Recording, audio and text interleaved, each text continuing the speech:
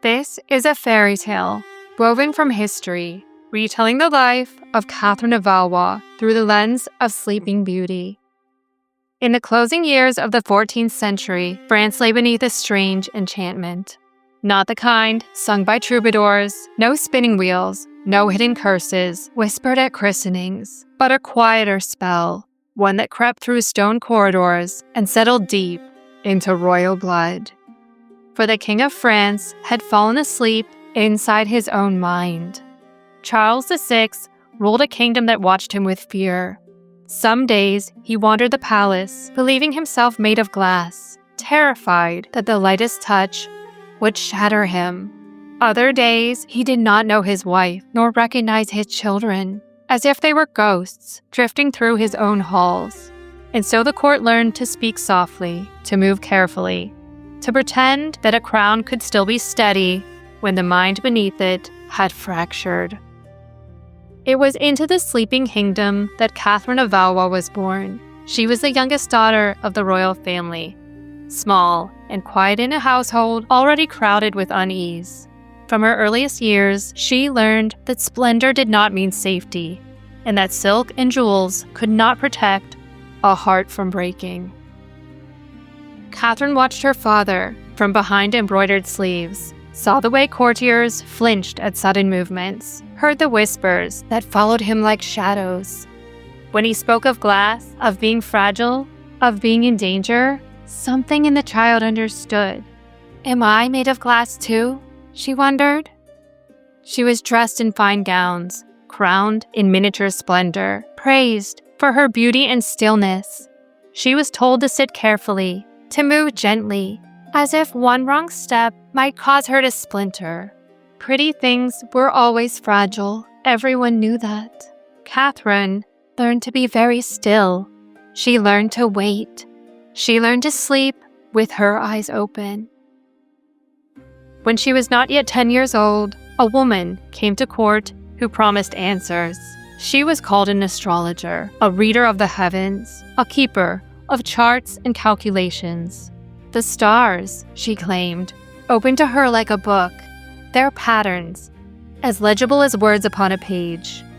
The queen hoped the woman might ease the king's madness. The courtiers hoped for reassurance. Catherine hoped for nothing at all, only that the woman might make sense of the fear she felt but could not name.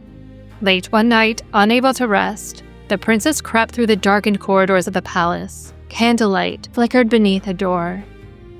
And from within came the soft rustle of parchment. Catherine pressed herself into the shadows. Inside her mother's chamber, the astrologer bent over her charts, her fingers tracing invisible paths through the stars.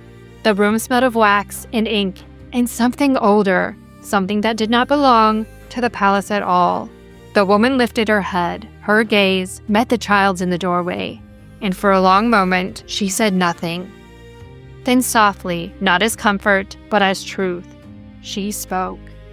Your daughter will grow in the shadow of a sleeping king. As the kingdom slumbers in madness and war, so too will she sleep. She will rise with crowns and glory, but no spell will wake her destiny until she chooses to wake herself. Catherine did not understand the words, but she felt them settle into her bones. Long after the candles burned low, the princess returned to her bed and lay awake in the dark, thinking of glass and sleep and crowns, too heavy for small hands. And somewhere deep within her, a thread of fate tightened, waiting. As Catherine grew, the world beyond the palace walls began to intrude upon her dreams. She learned the name of battles before she learned the names of men, learned which kingdoms bled and which endured, learned that crowns could be claimed not only by birth, but by strength. And slowly, a story took shape, one whispered first by courtiers, then by queens, then spoken openly through the halls. A betrothal, an English king, King Henry. His name carried weight long before he arrived. He was spoken of as resolve made flesh, a warrior crowned not by inheritance alone, but by discipline and will. Where France trembled, England advanced. Where her father slept, Henry acted. Catherine was still young when his name first entered her thoughts, but it lingered there, growing with her. At night, she imagined him not as a man, but as meaning. A future that did not fracture. A husband who would remember her. A crown that did not crack beneath fear. In her dreams, she crossed the sea and woke. She would leave behind the cold corridors of her childhood, the silence that followed her father's madness, the careful stillness she had learned so well. She would become queen in a new land. For the first time, Catherine allowed herself to believe that sleep might end because the world itself had shifted. But as the day of their meeting drew near, the dream began to tremble. She realized suddenly that she did not know Henry at all. She knew only what he represented: strength, order, deliverance from uncertainty. She had imagined a future, not a man, and fear crept in. What if the meaning failed her? What if this symbol could not become a husband? What if this dream, too, was made of glass? When Henry of England arrived, Catherine met him with a heart poised between hope and dread. He was not what she had imagined. He was quieter, more contained. His presence filled the room not with display, but with gravity. And then, to her surprise, he looked at her as though she were the marvel. Chroniclers would later remark upon it: the warrior king, so disciplined in war and rule, undone at first sight. Henry admired her composure, her intelligence, the grace she carried without effort. He spoke to her not as a treaty fulfilled, but as a woman chosen. And Catherine, who had spent her life being watched, felt for the first time truly seen. Relief washed through her. The meaning had not shattered. The man could bear it. Their marriage sealed the Treaty of Troyes. Catherine became Queen of England, and when her father's reign ended, she would be Queen of France as well. 2 crowns, 1 future. It was everything a fairy tale promised: a love match, born of alliance, a strong king, a secure kingdom, and soon, a child. For a moment, brief and luminous, Catherine believed the story had reached its ending. She did not know how quickly dreams can break. For a little while, the story held. Catherine crossed the sea and became Queen of England, not as a trembling girl, but as a woman, newly sure of herself. She moved through her court with grace learned in silence. And for the first time, that grace was met with steadiness rather than fear. Henry did not treat her as an ornament to his crown. He trusted her. He confided in her. And when duty pulled him back to the field, he left knowing that his kingdom and his queen would endure. Catherine was with child when Henry departed. She did not falter. Alone, she bore the weight of expectation. She carried herself as queens were taught to do, with composure, resolve, and quiet strength, even as she counted the days until her husband's return.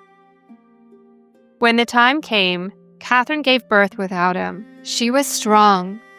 A son was placed in her arms, healthy, whole, and unmistakably royal. A male heir. Joy filled the chamber like light. The future seemed secure at last. A love match proven fruitful. A kingdom anchored by succession.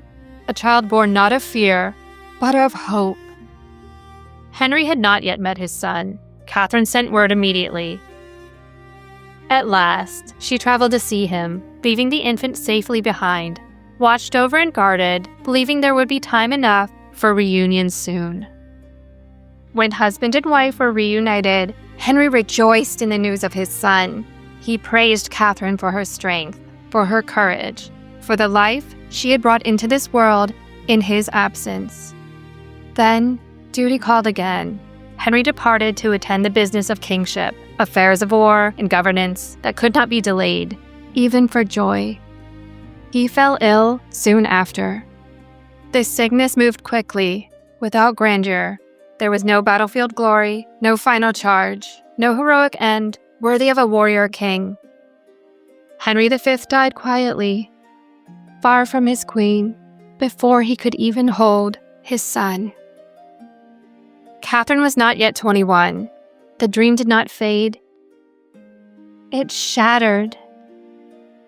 She could not return to France. Her son was bound to England. Her son was England. She was a widow, a foreign queen, and the mother of a king who could not yet walk. There was no clear path forward, only obligation, ceremony, and silence. The world she had believed in had lasted barely long enough to be named. And so Catherine slept. Grief was not permitted to linger. A kingdom does not pause for a widow's sorrow or a broken heart. And England would not sleep through a dowager queen's despair. Catherine rose when she was told to rise. She dressed when she was told to dress. She stood where she was placed and bowed when the moment required it. But when the doors closed and the watching eyes fell away, she gathered her son into her arms and breathed again. The crown was set upon his head while he still yawned and cooed. The weight of England pressing down upon a child who did not yet understand it. Catherine stood beside him, composed and still, her hands steady against his small back as bells rang and voices swelled. Soon after, a second crown followed. Her father did not live long past her husband, and France, too, was placed upon her son. Catherine moved through ceremony, wrapped in ermine, adorned in silver gilt jewels. She felt herself becoming something other than human. Was she not regalia as well, a crown made flesh? And yet through it all, she was a mother first. If she slept through the wider world, she was awake as a mother. Young Henry was gentle, a quiet child, observant and soft in his ways. She watched him grow, learned his moods, felt the slow shaping of a soul that would one day be claimed by a crown. For 6 years, they shared a household. Years of mornings and evenings, of whispered prayers and small hands clutching her sleeves. Years in which Catherine poured every ounce of love she had once given her husband into the child who carried his name. Those years were not nothing. They were everything. She held her son through burials and coronations, through councils whose words were not meant for her ears. At night, when the noise receded, she held him close and reminded herself that he was still a child. The court watched her closely. She was young, she was beautiful, and she was dangerous, not because of what she did, but because of what she represented. The mother of a king could shape a future. A young widow might yet influence a realm, and so the council tightened its grip. By decree of Parliament, Catherine was forbidden to remarry without the consent of the king or the men who ruled in his name. Marriage had not been her desire, only the faintest flicker of curiosity in a heart long broken. But the band struck deeper than they intended. It was not simply love they denied her, but voice, influence, and choice. Her presence in her son's life diminished, quietly and deliberately, until even that bond was thinned by distance and ceremony, silenced, erased. This was the deepest sleep of Catherine's life. She mourned her son, though he lived. She mourned her power, though it had never truly been hers. She mourned the life she had been promised, and the one she was never allowed to claim. The world around her seemed to grow smaller, quieter. She had learned how to sleep only when the child who had kept her awake was no longer beside her. The world Catherine was permitted to inhabit grew smaller. Her days were carefully shaped, measured by hours, bounded by expectations, softened with tasks thought suitable for a dowager queen. She sat among her ladies, thread and fabric laid across her lap, her hands busy while her thoughts drifted. Stitch by stitch, she worked at garments meant for her son, fine linen, careful embroidery, each thread a silent wish for his safety. This, they believed, was where her influence belonged. If she could not shape councils, she might shape collars. If she could not guide a kingdom, she might guide a seam. Catherine stitched obediently, but her mind wandered. She thought of how her life had narrowed, how choice had been folded away, how even the hope of love had been named a danger. The council had decided what she must not want and expected gratitude for the protection. She wondered if this was the fate she had accepted too easily.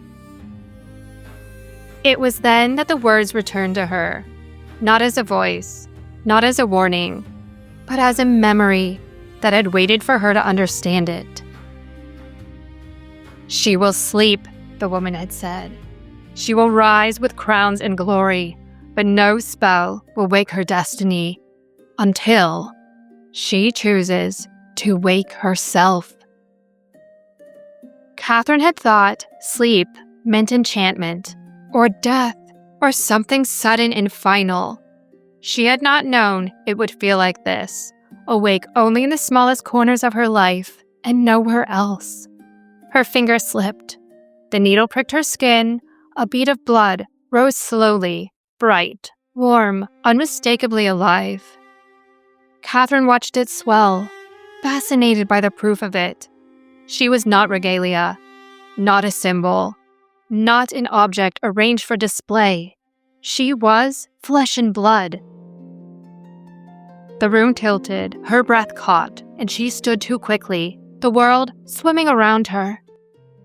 Voices called as Catherine swayed, her strength abandoning her without warning. She reached for the wall, but the floor rose to meet her instead. Darkness closed in. Strong arms caught her before she struck the ground. She drifted in and out of awareness, aware only of motion, of warmth, of someone calling her name as though it mattered. She was laid upon a bed, not a throne, not a dais, but a simple place of rest. Hands held hers, firm and gentle, as if afraid to let go. Owen Tudor, a Welsh squire in her household, knelt beside her, convinced she was dying. He had watched her fade for months, seen the vacancy in her eyes, the way she moved through the world as if only half present. Now he wept openly, not for a queen, but for a woman alone. A tear fell upon her hand, and Catherine stirred, her eyes opened to a face unguarded by ambition, a gaze not filled with calculation, but concern. For the first time in years, she was not being watched for what she represented. She was being seen. Something in her shifted. This was not the awakening she had imagined as a girl. No crown lifted, no kingdom restored. It was quieter than that, but it was real. And Catherine, at last, was awake.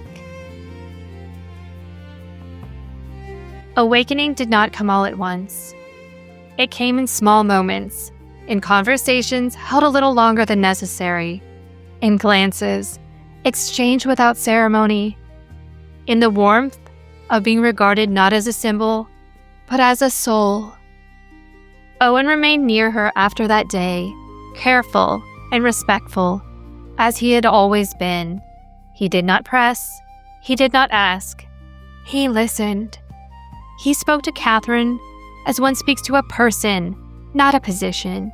He asked her thoughts, her grief, the silences she carried. And Catherine, who had spent so long being shaped by expectation, found herself answering honestly.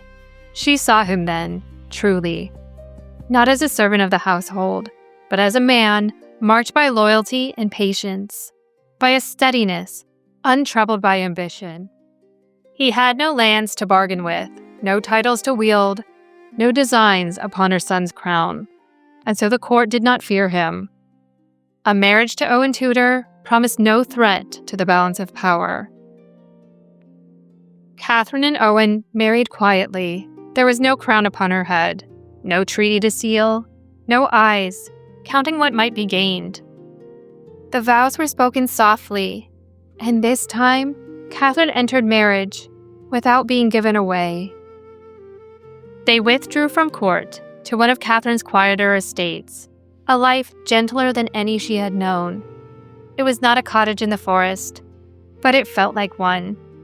The days were not measured by bells or councils, but by light and weather, by children's voices, by shared labor and rest. Catherine was still a queen, still privileged beyond measure, but she was no longer on display. She had spent her childhood arranged for France, her youth paraded for England, her widowhood constrained by ceremony. Now for the first time, she lived for herself. She missed her son deeply. She knew he was being taught all that a king must learn: languages, scripture, the weight of judgment. Rather than cling to sorrow, she hoped he would one day understand that his mother had found something rare: peace. And something more followed. Children were born into this quiet life. Sons who would never be asked to wear crowns in infancy, never carried through ceremony before they could talk. Catherine loved her children fiercely. She knew a different kind of relief in this, never having to surrender them to a throne, as she had been surrendered, as her firstborn had been. She believed quietly, fiercely, that one day they would be a gift to their brother, strong sons, bound by blood, not ambition. This was the life she had chosen. This was the waking the stars had promised. Catherine did not grow old. She was only 35 when her life ended. Too early, as it so often does. Before her children were grown, before the life she had chosen had fully unfolded. In her final months, Catherine withdrew from the world she had known. She went to Bermondsey Abbey, perhaps seeking healing, perhaps simply seeking quiet. Illness might have followed her for some time. Others would later whisper of childbirth. History offers no single answer, only that she did not return.